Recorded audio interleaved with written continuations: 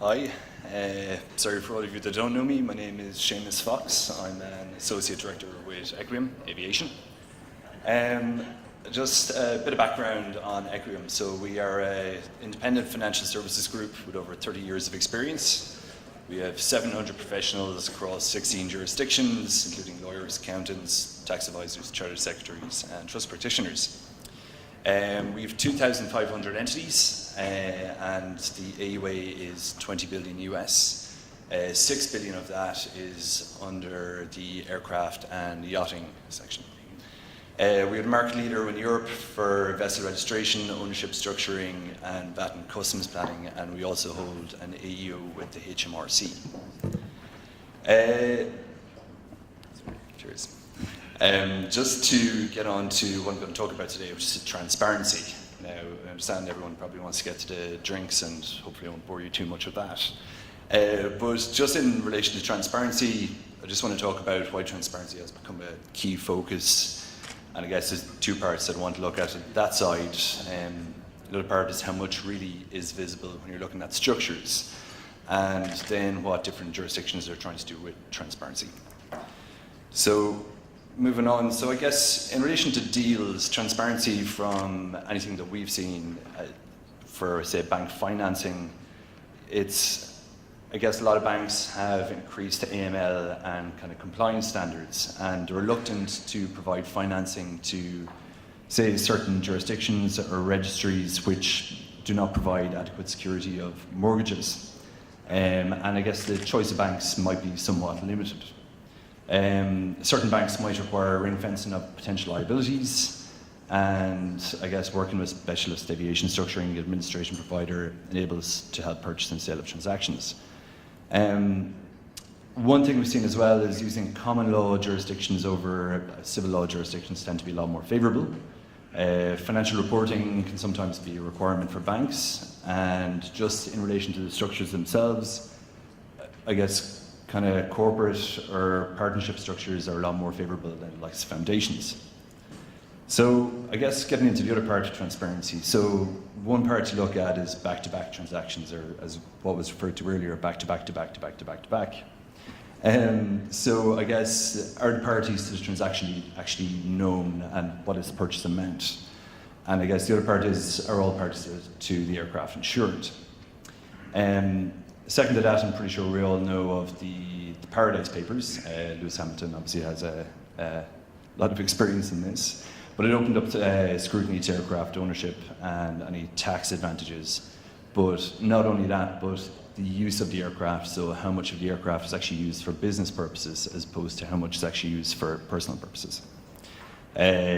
Obviously, no one really wants to hear about this, I'm sure, but base erosion and profit shifting. It's generally the increased pressure on related party transactions and I guess trying to prevent treaty abuse. Last bit that I actually want to touch on, and this is I guess a bit more kind of interesting and something that happened quite lately. So I don't know if anyone's ever heard of Spotlight. It's an investigatory arm of the Boston Globe, and they actually did it was an article on the FAA about how the FAA have kind of failed to monitor aircraft. They also accused the FAA of kind of allowing somewhat opaque structures to kind of hold aircraft, so I guess a lot of people weren't able to see who were the actual owners in the transaction. And I guess kind of moving on, so how much really is visible in relation to these transactions? And long story short, I guess not much. So just looking at a normal kind of holding structure, so you have your ultimate beneficial owner, the holding company, the aircraft, and the aircraft registry. So just for the registries themselves, I mean, you have the registered owners, albeit that might be a holding company, the registration mark, manufacturer, so on.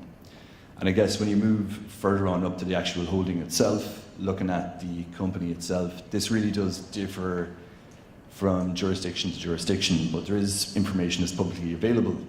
So in some cases, you might get the register of members being shareholding, but I guess that's looking at the direct shareholding of the company as opposed to the actual ultimate beneficial owner. The directors on the board of the SPV, I guess, is one part to kind of look at as well, unless you're using entirely non-executive directors, in which case you won't be able to kind of identify the parties to it. Financial statements, in certain, like say, sizes, you're actually able to pull the financial statements. You would be able to get quite a bit of information from that. And annual filings, which again isn't really much.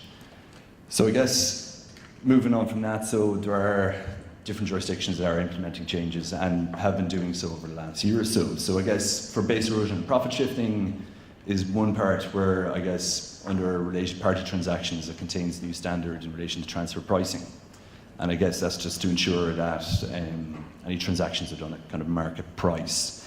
There's another requirement under that where it's country by country kind of reporting as well. We have to report on the assets of each holding vehicle.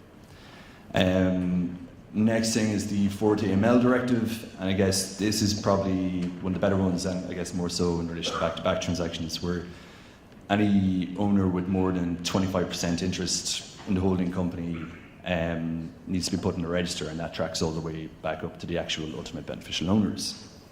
Quite interestingly enough, just a reaction to the, I guess, the Boston Globe article with the FAA. They introduced legislation which means that the aircraft must be identified to prior approval of certificate of registration by the FAA.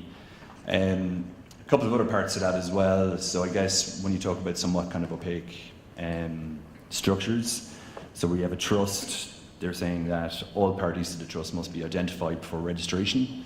And if there's an element of layering where there are several different structures, you need to explain what the relationship of each of those structures up the chain have in relation to each other.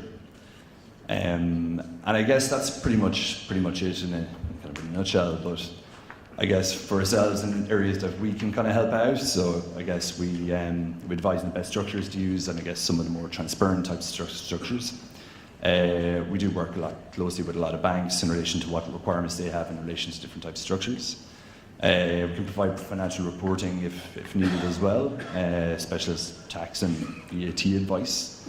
And we work in a lot of common law jurisdictions, I guess, to provide comfort in relation to that element. For registration of the aircraft, we work with contracting states, the Cape Town Convention, and we can set up structures in order to kind of ring fence the asset.